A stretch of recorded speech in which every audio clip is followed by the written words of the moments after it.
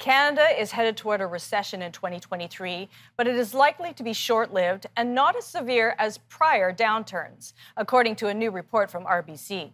Royal Bank of Canada economists say soaring food and energy prices, rising interest rates, and ongoing labor shortages will push the economy into a moderate contraction next year.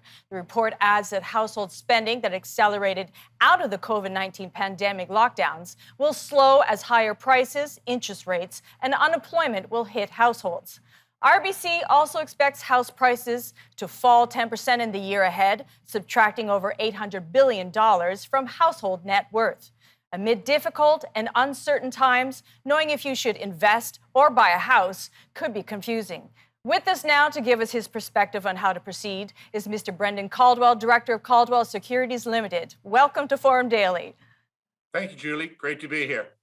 I have to start with the uncertainty of the market. Is there a perfect time to invest? Yes, now, whatever now is, the ever-present now. Okay. Because to wait until the perfect time never come. The market will either be ever too high or too low. So doing something now, if one has done nothing, do something, that just makes doing the next thing just that much easier. Any advice on how to deal with inflation? Well, let me just, how does one say this nicely, tear apart everything RBC had to say that you did in your little introduction.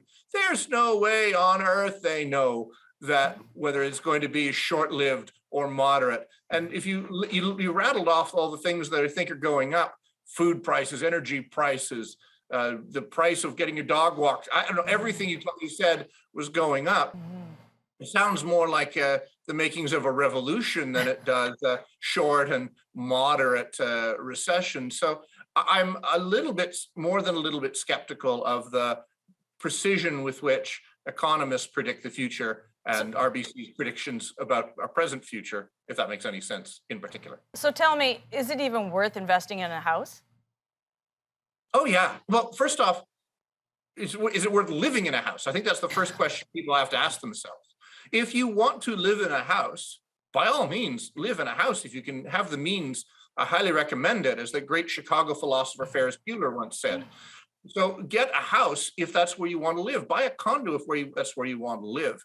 Figure out where you want to live first. And then secondarily, yes, it can be an investment. And over the next however long you live there, 5, 10, 15 years, it'll probably be worth more than what you pay for it, especially in the bigger cities in Canada, where people are still going to be coming by the hundreds of thousands from everywhere, because compared to Canada, the rest of the world kind of sucks. Well, how should a young person, before they start thinking about investing in the market? How young? People should start thinking about investment in the market probably no later than their first real paycheck. Now, some young people, and we've got accounts in trust for their parents for a number of young people where they're interested in particular stocks. They want to do this, and we talk to them about it and help them out from a very young age, late or mid-teens, even early teens. So there's nothing wrong with that. But by the time you get your first paycheck, you should be thinking about putting some money away on a regular basis, even if it's only $50 or $100 a month. So what are the ways that I can start investing in order to be able to retire at 50? Or how much do I need to start? Let's ask that a common question that people want to know. Well, you still have a good 20 years left, but if you're asking me how to invest so that you can retire at 50, you're clearly asking the wrong person, because I'm 52. So whatever I was doing clearly wasn't right. I would think if you're a young person, I would have a more fundamental question. What do you really want to do that inspires you such that you don't want to retire from it? If, as I do, you like engaging or really enjoy engaging with people, being a part of their lives, advising them on things that they otherwise find very stressful, which is money, then don't retire from doing that. If there's something else that inspires you, do that. But retiring by 50 does imply to me that you really hate what it is that you're doing. So don't do that.